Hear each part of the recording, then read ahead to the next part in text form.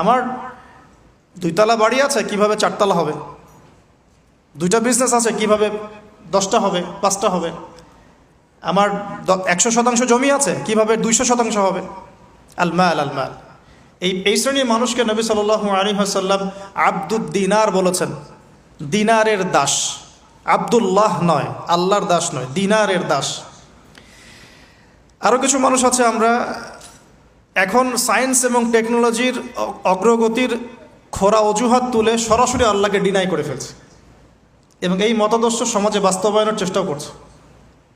Education সেক্টরে হোক, সংস্কৃতির নামে হোক, সামাজিক অ্যাসোসিয়েশনের নামে হোক, মুক্ত চিন্তার নামে হোক, আমরা ডে বাই ডে যুব সমাজের একটা বড় অংশকে এথিস্ট বানাচ্ছি। আবার কিছু মানুষ সারাদিন সংস্কৃতি নিয়ে পড়ে আছে, গান বাজনা, নাট্য, কলা ইত্যাদি ইত্যাদি। কিছু মানুষ সারাটা জীবন